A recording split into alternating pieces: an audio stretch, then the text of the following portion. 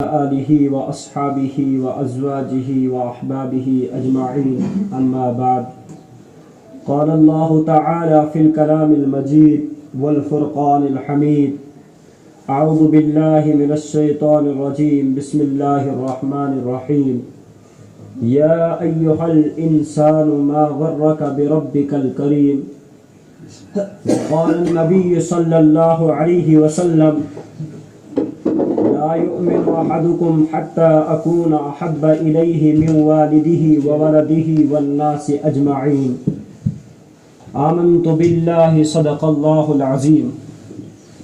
معزز سامعین کرام، اللہ تعالیٰ کا بے حد اور بے انتہا فضل و کرم احسان ہے کہ خالق دو جہان نے ہم سب کو جمعہ کی نسبت سے اس جامع مسجد میں جمع ہونے کی توفیق عطا فرمائی۔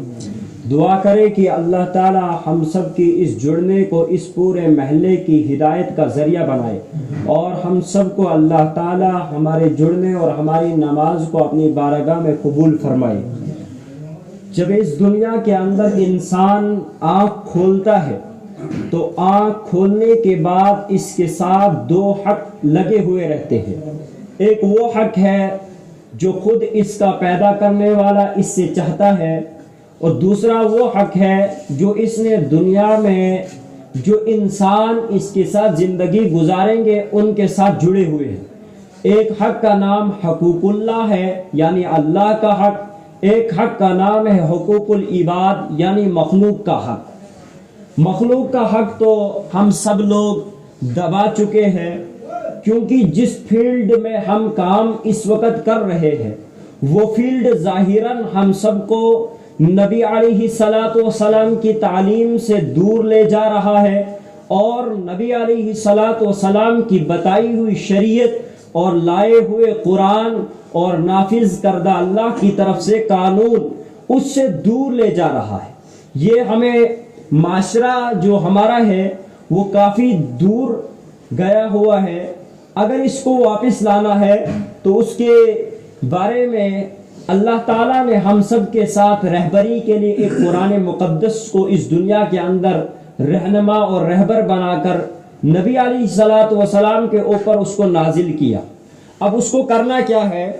جب انسان قرآن کھولتا ہے تو قرآن سے بظاہر ہر اس انسان کی آنکھ کھل جاتی ہے جو سراسر پچھلی ساری زندگی غفلت میں گزار رہا تھا، اور نبی علیہ الصلاۃ والسلام کی سیرت سے پتہ یوں چلتا ہے کہ میں نے اپنی زندگی میں کون کون سے اعمال کرنے ہیں اور کن اعمال سے میں کامیاب ہو سکتا ہوں۔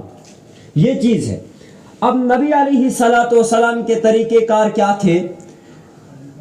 اگر دیکھا جائے آپ صلی اللہ علیہ وسلم کے اس اسوہ حسنہ کو اگر دیکھا جائے، ان کی سیرت کو، تو مسلمانوں میں وہ سیرت نہیں پائی جا رہی ہے۔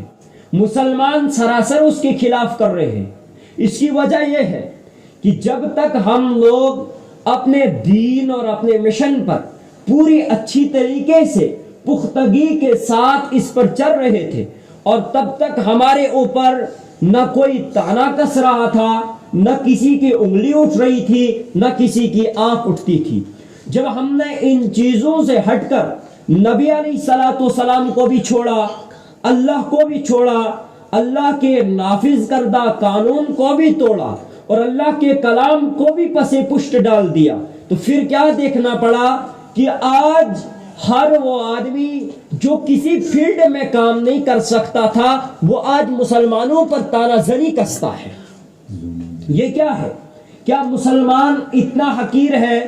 کیا اس کے پاس اتنا بڑا کلمہ نہیں دیا گیا تھا کہ جس کی قیمت 7 آسمان سے بڑی ہو، جس کی قیمت 7 زمین سے بڑی ہو، اور وہ مسلمان آج خود کو ایک حقیر سا محسوس کیوں کر رہا ہے؟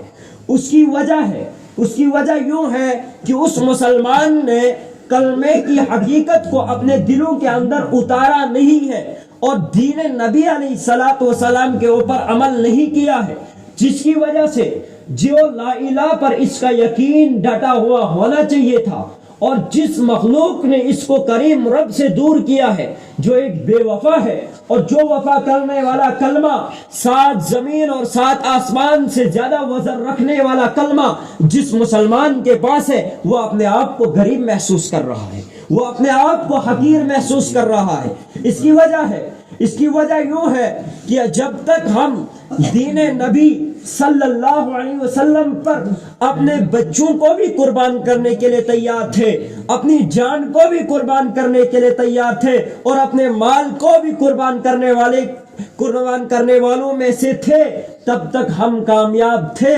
کیا ہم نے نہیں دیکھا کہ جب صحابہ کرام کو نبی علیہ الصلوۃ والسلام دعوت دیا کرتے تھے تو نبی علیہ الصلوۃ والسلام کے دور میں صحابہ کوئی مسلمان نہیں تھے، ہر کوئی بت پرستی میں پڑا ہوا تھا۔ خالد بن ولید اتنے بڑے مجاہد اسلام کے بنے، ارے وہ کس کی درسگاہ میں آ کر اتنے بڑے مجاہد بن پائے؟ وہ نبی علیہ الصلوۃ والسلام کی درسگاہ تھی، مگر وہ تب بن پائے جب انہوں نے اپنے ماں باپ کو الوداع کہا۔ دین کے معاملے میں ماں باپ کی کوئی نہیں سنی، دین کے معاملے میں بچوں کو چھوڑ دیا، دین کے معاملے میں اپنے مال کو قربان کر دیا، اپنی جان کو حاضر کر دیا۔ یا رسول اللہ، فدا کا امی، فدا کا ابی، فدا کا مالی، یہ جو ہمارا مال یہ بھی آپ کی جان پر قربان ہو جائے۔ یا رسول اللہ، ہمارے ماں باپ آپ پر قربان ہو جائے۔ یا رسول اللہ، ہماری اولادیں، ہماری بیویاں آپ پر قربان ہو جائے۔ آپ حکم تو کیجئے، آپ کا حکم ہوگا اور ہمارا سر ہوگا، اگر قلم ہو جائے مگر اس سے ہٹیں گے نہیں۔ یہ کیا وجہ ہے؟ اتنا جذبہ دینے والا دین، اتنا جذبہ دلانے والا کلمہ جب ہم مسلمانوں کے سامنے گایا جاتا ہے، جب سنایا جاتا ہے، تو ہم اپنی گردنوں کو نیچے کیوں کرتے ہیں؟ اس کی کیا وجہ بنی ہے؟ ہم کیوں باطل کے شکنجے میں آ گئے ہیں؟ ہم کیوں باطل کے سامنے گردنوں کو جھکا رہے ہیں؟ ہم کیوں آج کل حقیر نظر آئے رہے ہیں؟ مسلمان ہر جگہ کیوں دبایا جا رہا ہے؟ اور ہر جگہ پر مسلمانوں کو کیوں رشوت خوری دی جا رہی ہے؟ کوئی آفیسر مسلمان بنے، اس کا کام رشوت کے علاوہ نہیں چلتا ہے۔ اس کو خالی کے دو جہاں اس کا منظر بیان کرتے ہیں، یا ایھا انسان، اے انسان، ما غرک، تجھے کس چیز نے غافل کر دیا، تجھے کس چیز نے دھوکے میں ڈالا، بربک الکریم، کس چیز نے تجھے اپنے پاک رب سے دور کر دیا ہے۔ اگر دیکھا جائے وہ چیز یہ ہے کہ ہمارا گزارا آج رشوت کے بغیر نہیں بنتا ہے، وہ چیز یہ ہے کہ آج ہمارا گزارا دھوکے کے علاوہ نہیں چلتا ہے، وہ چیز یہ ہے کہ آج ہمارا گزارا نماز کے بغیر چل جاتا ہے مگر نماز سے نہیں چلتا ہے۔ کیا صحابہ نے نہیں دیکھا؟ صحابہ 2 رکعت کی نماز پڑھے اور کھچر زندہ ہو جائے، صحابہ 2 رکعت کی نماز پڑھے اور پورا عالم پلٹ جائے، صحابہ کو نماز کی خوشخبری دی جائے کہ آپ پر اللہ نے معراج پر نبی علیہ الصلوۃ والسلام کو لے جا کر آپ پر نماز کو فرض کر دیا گیا ہے۔ آپ کا رب آپ سے دن میں 50 وقت کی نماز چاہ رہا تھا، مگر نبی علیہ الصلوۃ والسلام کی ڈیمانڈ کے مطابق کم کرتے کرتے 5 وقت پر آ گیا۔ اب آپ کا رب آپ سے یوں چاہ رہا ہے، اگر زندگی میں ہر دن آپ 24 گھنٹے کا گزار رہے ہیں، اس میں فکس ٹائم 1 گھنٹہ سارے ٹائم جوڑ کر بنتا ہے جو اپنے رب کے لیے دے دو۔ ہم اس کو تیار نہیں کرنے کے لیے، کوئی تیار نہیں ہے۔ مولوی صاحب ہر ہفتے بیان کرے گا، مفتی صاحب فتوے لگائے گا، عالم دین بولیں گے، قرآن سنائیں گے، حدیثیں سنائیں گے۔ کیا امت اتنی بزدل ہو گئی؟ ان کے سامنے ان کے نبی کی قربانیوں کو رکھا جاتا ہے، ان کے سامنے طائف والے میدان کو رکھا جاتا ہے، ان کے سامنے وہ والا میدان رکھا جاتا ہے جس میدان کو دیکھ کر عرش والے فرشتے رو پڑے تھے۔ کیا مسلمان اتنا بزدل ہو گیا کہ اس کے سامنے جب یہ چیز بیان کی جا رہی ہے تب بھی یہ اپنی گردن کو نیچے ہی کر رکھا ہوتا ہے؟ اس کی وجہ کیا ہے؟ کیوں ہم اتنے پست ہو گئے؟ کیوں ہم اتنے بزدل ہو گئے؟ اس کی وجہ ہے کہ آپ سے آپ کا رب جو چاہ رہا تھا وہ آپ نے نہیں کیا۔